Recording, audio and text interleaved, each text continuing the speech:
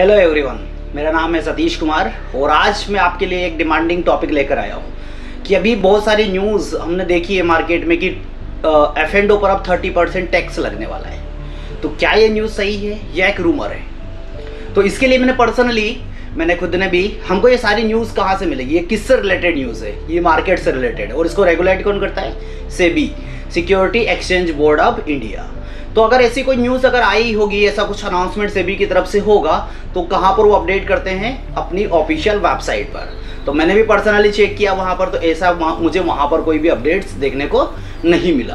But बहुत सारी news agency, बहुत सारे यूट्यूबर्स इसके ऊपर बहुत सारे वीडियो भी बना रहे हैं कि 30% टैक्स लगने वाला है, बहुत सारी चीज़ें सामने भी आ रही है। तो कहीं ना कहीं एक रिटेलर के अंदर एक डर सा माहौल बना हुआ है। और रिटेलर क्या, वहीं पर एक राइटर भी समझ लीजिए, उनके लिए भी मतलब अप्लीकेबल तो सभी के लिए होगा। तो एक डर सा माहौल तो है कि पहले मार्केट में 90% लोगों को लॉस हो रहा है और ऊपर से 30% ये वाला चोट होने वाली है हमारे साथ। तो क्या है इसके पीछे का सच, क्या है और ये ऐसा क्यों किया जा रहा है? तो जनरली अगर हम देखेंगे लास्ट ईयर का डेटा उठाकर सेबी का, तो सेबी ने एक अनाउंसमेंट किया था कि ऑप्शंस के अंदर 90% लोगों को लॉस होता है और 10% लोगों को प्रॉफिट होता है। तो उस लॉस को कंट्रोल करने के लिए ऐसी प्लानिंग की जा रही है कि अगर 30% हम टैक्स लगा देंगे तो शायद हम लॉस को कंट्रोल कर सकते हैं। तो क्या इसमें पॉसिबिलिटी दिखती है कि हाँ ये कंट्रोल हो सकता है? लगता है कि इतना टैक्सेस बढ़ाने के साथ कंट्रोल हो पाएगा? तो मेरे अकॉर्डिंग, मेरा जो ओपिनियन है, मेरे अकॉर्डिंग तो ऐसा नहीं होगा कि अगर आपने टैक्स बढ़ा दिया तो वो लॉस कंट्रोल हो पाएगा। क्यों? क्योंकि देखिए 30% टैक्स लगाना मतलब समझ रहे हैं, 30% टैक्स कहाँ पर लगाया जाता है? जो इलीगल होता है।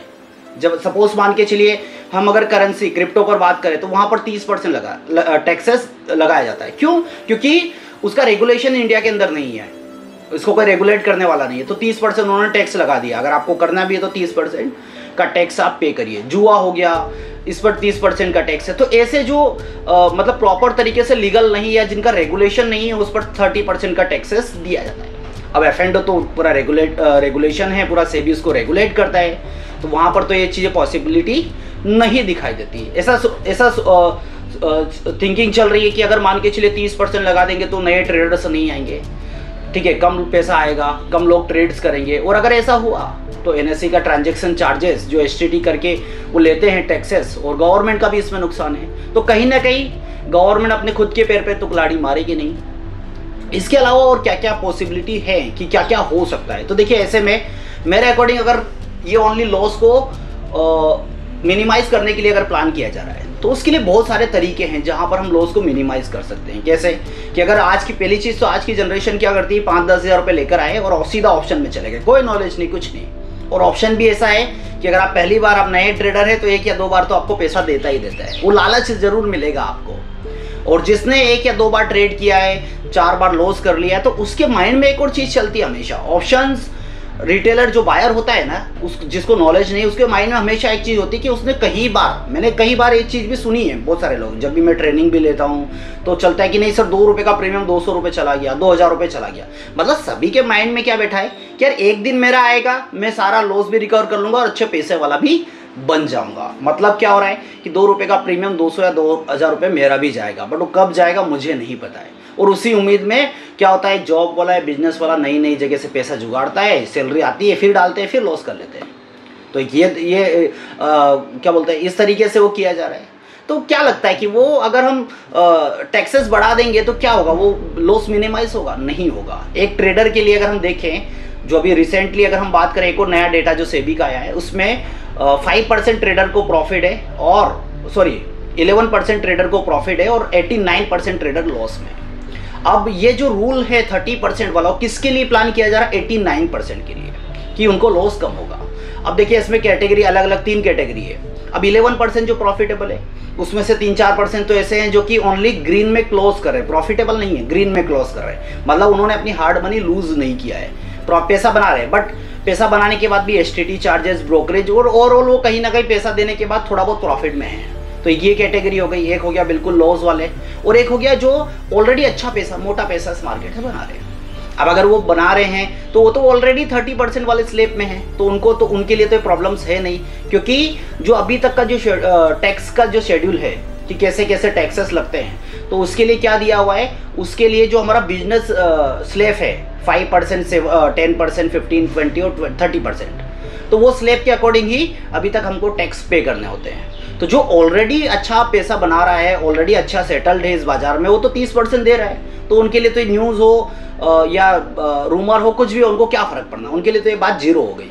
अब बात आती किसकी, कि हम जो 89% है उनको कैसे रोक सकते हैं, कि जो 89% लोग लॉस कर रहे हैं उसके पीछे का रीज़न क्या। तो इसको रोकने के लिए मेरे अकॉर्डिंग हम कुछ ऐसे, हमको पहले प्लानिंग की जा सकती है। गवर्नमेंट ऐसा प्लान कर सकता है कि जब भी हम बैंक अकाउंट ओपन करते हैं तो वहाँ पर हमको बैंक स्टेटमेंट देना होता है। जब भी डीमेट अकाउंट हम ओपन कर रहे हैं तो वहाँ पर एक कुछ क्राइटेरिया ऐसा कुछ लगा दिया जाए कि आपको मिनिमम इतनी इनकम के बाद ही आप F&O में ट्रेड्स कर सकते हैं। एक तो ये तरीका है। दूसरा ये कर सकते हैं कि एग्ज़ाम के थ्रू भी एंट्री दे सकते हैं कि हाँ, आपके लिए मिनिमम ये क्वालिफिकेशन होना ज़रूरी है। अगर ये NISM का ये लेवल आपने क्लियर किया है तो आप यहाँ पर F&O के लिए एलिजिबल है, F&O वाला ट्रेड्स आप कर सकते हैं। तो कुछ ऐसी चीज़ें हमको करनी पड़ेगी कि ये क्राइटेरिया हमको करना पड़ेगा। या फिर ऐसा कुछ लोड साइज फिक्स कर दिया जाए 1 या 2 लॉट्स कि आने वाले 6 महीने 1 साल के लिए अगर आप ये सिंगल डबल लॉट्स में आपको ट्रेड करना है, उसके बाद ही आपके नंबर ऑफ लॉट्स इंक्रीज हो सकते हैं। या कुछ ऐसा पेपर ट्रेडिंग ऐप आ जाए गवर्नमेंट का कि जिसके बेसिस पर कि हाँ, आपको इतने टाइम तक पेपर ट्रेडिंग करना है, उस क्राइटेरिया दे दिया जाए कि हाँ, वो अगर आप एलिजिबल होते हैं तो वही आप F&O में एंटर हो सकते हैं। तो ऐसे बहुत सारे तरीके हैं जहाँ पर लॉस को रोका जा सकता है। बट इतनी सारी चीज़ें अगर कर लिया जाए, मान के चलिए सिंगल लॉट कर दिया जाए, पेपर ट्रेडिंग कर दिया जाए, तो सीधा सीधा नुकसान किसको, गवर्नमेंट को है। क्योंकि गवर्नमेंट को लाखों अरबों करोड़ों रुपए आ रहा है कहाँ पर, STT चार्जेस और अदर बहुत सारे चार्जेस को मिलाकर। तो वो कभी भी ऐसे कोई भी डिसीजंस नहीं लेंगे। दूसरी चीज़ क्या है कि ये जो न्यूज़ आ रही है, पहली चीज़ तो क्या अभी ये भी क्लियर नहीं है कि वित्त मंत्रालय की तरफ से न्यूज़ आई हुई है या सेबी की तरफ से आई, ये भी तो क्लियर नहीं है। तो जब तक क्लियर नहीं होता है तब तक ऐसे न्यूज़, ऐसे अफवाहों से बचिए। जो भी होगा बजट का इंतजार करिए, जो भी होगा हम सभी के लिए वो अनाउंसमेंट किया जाएगा, और जो भी देखा जाएगा देश की इकोनॉमी के लिए सोचा समझा और एक सही डिसीजन लिया जाएगा कि वो एक ट्रेडर के लिए क्या उसके बेनिफिट्स हैं, उसमें क्या क्या उसको बेनिफिट्स मिल सकता है। ठीक है। या एक ऐसा भी हो सकता है, कई बार आप लोगों ने सुनी होगी कि एक कहानी ये थी कि एक बनिया था जो 5 रुपये में रोटी खिलाता था, 5 रुपये में रोटी देता था। तो उसने सोचा कि यार मेरी रोटी के दाम मुझे बढ़ाना है। ठीक है। तो वो गया वहाँ के राजा के पास और राजा से उसने डिस्कस किया कि मुझे मेरी रोटी के दाम 10 रुपये करने हैं। तो राजा ने मना कर दिया कि नहीं, आप इस सीधे 10 रुपये बढ़ाएंगे तो बवाल हो जाएगा, हाहाकार मच जाएगा। एक काम करिए, आप रोटी के दाम 30 रुपये कर दीजिए। तो बनिया बोलता है कि अभी आप 10 रुपये के लिए मना कर रहे हैं, आप 30 रुपये बोल रहे हैं, तो ऐसे में कौन खरीदेगा।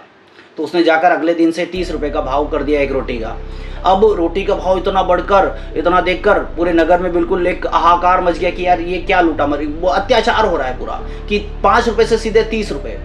तो वो लोग राजा के पास गए। राजा ने फिर से उस बनिए को बुलाया और उसने बोला कि अगर बनिए को बोला राजा ने कि मेरी परमिशन के बिना आपने रोटी के दाम इतने कैसे बढ़ा दिए, आज से मैं आपको आदेश देता हूँ कि आपको रोटी आज से आपको 50% दाम में बेचना है। तो वहाँ पर जनता खुश हो गई कि राजा ने दाम फिर आधे करवा दिए। बनिया खुश हो गया, उसको तो 5 का 10 चाहिए था, 15 रुपये मिल रहा है और राजा भी खुश हो गया। तो मतलब कहीं ऐसा ना हो कि हम 30% की चीज़ें चलती रहे, एक हाइप बना दिया जाए कि 30% होगा और 15-20% भी अगर लगा दिया जाए तो रिटेलर भी खुश और गवर्नमेंट भी खुश, तो वो चीज़ भी कहीं ना हो जाए। तो देखते हैं आगे और क्या क्या पॉसिबिलिटी होती हैं। ठीक है। जब तक नहीं होता है तब तक तो हम ट्रेड करते जा रहे हैं, चलता जा रहा है। ठीक है। ऑप्शंस में ट्रेडिंग करिए, फ्यूचर्स में करिए। बाकी फ़िलहाल आज के लिए इतना ही। उम्मीद करता हूँ ये इन्फॉर्मेशन आपको पसंद आई होगी, जानकारी आपको अच्छी लगी होगी। और अगर आप चैनल पर नए हैं तो चैनल को सब्सक्राइब करना मत भूलिएगा और बेल आइकन को प्रेस करना बिल्कुल मत भूलिएगा। ठीक है। फिर मिला जाएगा नेक्स्ट वीडियो के साथ। और अपने वैल्यूबल कमेंट्स मुझे आप कमेंट बॉक्स में बिल्कुल बताइएगा। Thank you so much.